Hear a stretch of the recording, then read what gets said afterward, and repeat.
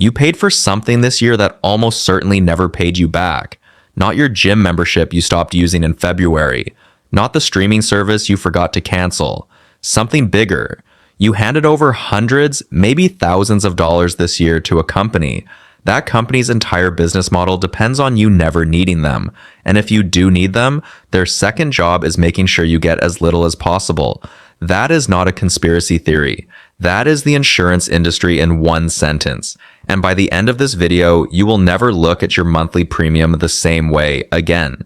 How it is supposed to work. Insurance at its core is a beautiful idea.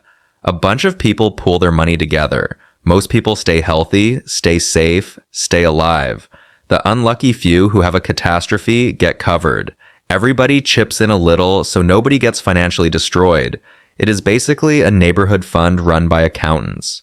Or it was supposed to be. The original model made perfect sense. You are essentially betting against yourself. You pay a small amount every month hoping you never win that bet. The insurer collects all those small amounts, invests them, and when disaster strikes, they pay out. Simple, logical, genuinely useful. Here's where it gets interesting. At some point, someone looked at that system and thought, what if we just kept more of the money? Where it all goes wrong. The mechanism is called the medical loss ratio. That is the percentage of your premium that actually goes toward paying claims. Under the Affordable Care Act, large group insurers must spend at least 80 cents of every dollar on actual care. Read that again. They are legally allowed to pocket 20% of everything you pay before a single claim is filed. That is not a scandal. That is the floor, the legal minimum. And many insurers hover right at that line like it is a performance goal. United Health Group brought in over $370 billion in revenue in 2023. Their medical loss ratio sat conveniently close to the minimum allowed by law. They were not losing money on sick people. They were managing how much sick people cost them. Here is where it gets genuinely uncomfortable. Insurance companies have a financial incentive to deny claims. Not occasionally. Structurally. A denied claim improves the quarterly earnings report. In 2023, major health insurers denied somewhere between 10 and 49% of in-network claims depending on the plan. That number is not a bug. It is a business lever. And when you appeal, which almost nobody does, about 40 to 60% of appeals actually get overturned, meaning the original denial was wrong. They just counted on you not fighting back. Wait, is that even legal? Yes, almost entirely. Because the burden of proof is on you, the sick or damaged person who just had the worst day of their life. Auto insurance does this too, just more quietly. After a car accident, insurers use software called Colossus and similar tools.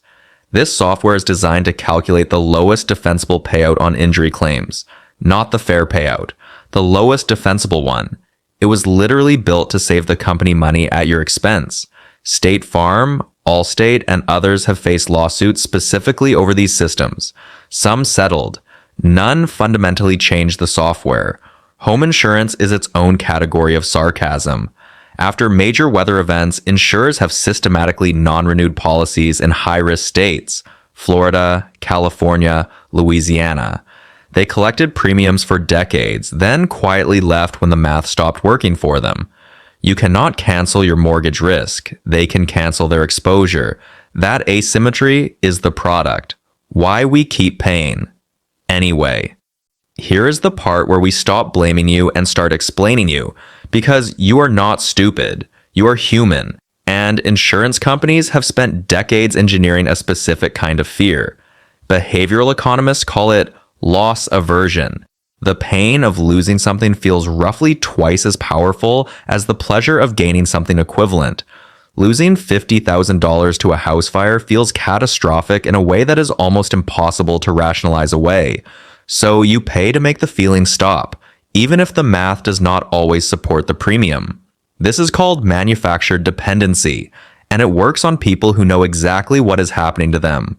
You cannot opt out of health insurance without gambling your entire financial future on staying healthy. You cannot opt out of car insurance in most states. You cannot get a mortgage without homeowners insurance. The optionality is basically zero. They have convinced governments, banks, and society itself that their product is mandatory. That is not a free market. That is a captive one.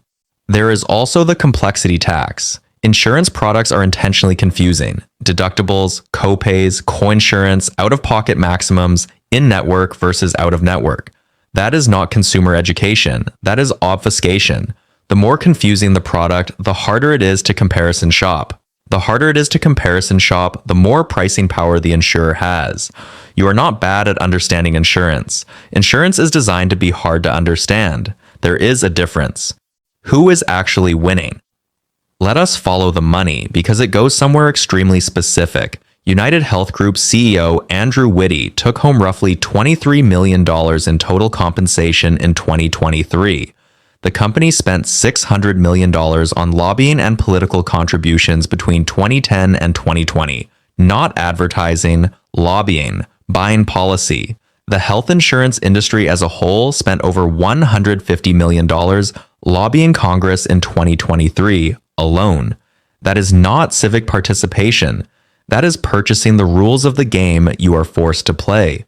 The 5 largest health insurers in America made a combined profit of over $35 billion in 2023. During a year when millions of Americans rationed medication because they could not afford copays, CVS Health, which owns Aetna, reported $9.9 billion in net income the same year. Just want to make sure that number lands. $9.9 billion net, after expenses, after executive pay, after lobbying, while Aetna denied millions of prior authorization requests. Property and casualty insurers are not innocent either. The top 10 home and auto insurers collectively reported underwriting profits in most years between 2013 and 2021, meaning they collected more in premiums than they paid out in claims, consistently. The catastrophic loss years are real, the profitable stretches are longer, and they raised rates after both. Here is the gut punch.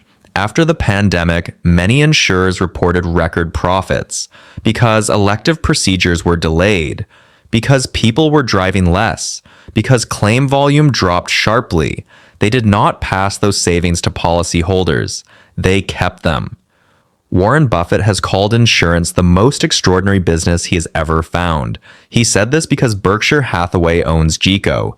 He knows the float model better than anyone alive. You are not the customer. You are the product, and also the customer, simultaneously. What you can actually do. Here is the honest version of this section. There is no magic escape hatch. You cannot fully opt out of the system when it is baked into housing, healthcare, and transportation, but you can stop losing by default. First thing, actually read your explanation of benefits every single time you get one. Denial rates are high, but appeal rates are low. Most people assume the denial is final. It often is not. File the appeal. In writing, cite the specific policy language. A 2022 KFF analysis found that fewer than 1% of denied marketplace claims were appealed. Of those who did appeal, 59% won. 59% from people who just sent a letter. Second thing, use your deductible math against them. If you are young, healthy, and rarely use healthcare, a high deductible plan with an HSA is usually better math. You invest the premium difference in a health savings account. That money is triple tax advantaged, rolls over forever, and earns interest. Your insurer is hoping you overpay for coverage you do not use. An HSA turns that into a long-term wealth building tool instead. Third thing, for auto and home, shop aggressively every 2 years. Insurer pricing algorithms reward new customers over loyal ones. This is called price optimization, and it is entirely legal. Staying with the same insurer for a decade almost certainly means you are being overcharged. Switching carriers or threatening to switch in writing produces discounts that do not exist for people who stay quiet. Loyalty is penalized. Friction is rewarded. Use the friction. We started this video with a simple idea. You pay every month for a product designed to minimize what it pays you back. That is not paranoia. That is the documented, legal, profitable core of the business model. The question is not whether the system is rigged. The question is whether you are going to play it dumb or play it smart. Drop a comment below with the most ridiculous claim denial you or someone you know has ever received, because I have a feeling the comment section is about to become a support group. If this video made you want to audit every insurance policy you own, give it a like. It helps the algorithm, and frankly, it is the cheapest financial protection you will find today. The insurance industry made $35 billion in profit last year. The least you can do is subscribe. And remember, they are not in the business of paying claims. They are in the business of collecting premiums. Everything else is just the fine print.